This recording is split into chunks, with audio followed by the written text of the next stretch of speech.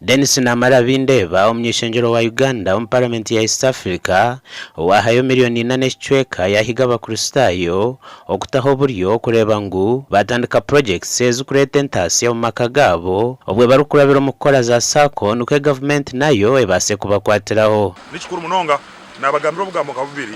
eky'enkurakurana agatulenda n'abantu abali mu church nabo base kwekurakuranisa bonka kandi tuneyo sente mu Stanbic Bank biriyooni 100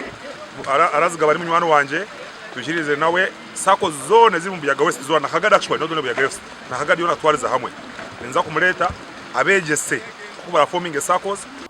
ogu ashabira bebembezi bedini okubecho kureberaho.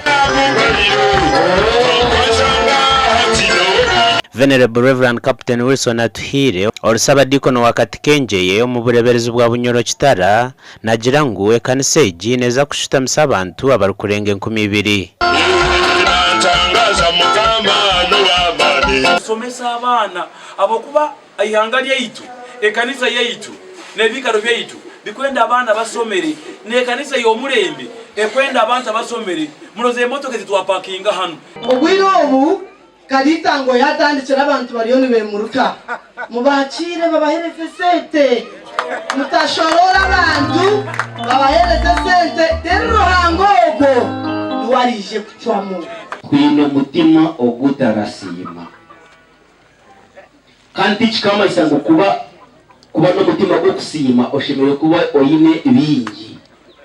Abandi omukoro ogu bagambaho bati twatekwa kureka twakunda ruhanga twaza mu kiliziya twaza mu kanisa twaza mu muzigiti niko ruhanga tubwenge because we ruhanga yashazire mu muntu we uyamwihiremo atwaza mu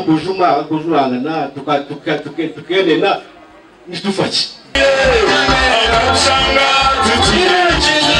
esente z'urukurenga miliyoni 15 nizo shorozibwe okutandika Okwombeka omusinge gw'ekanisa egi ahari miliyoni 100 ezirukwetagwa gasha kwa Thomas tumwebaze.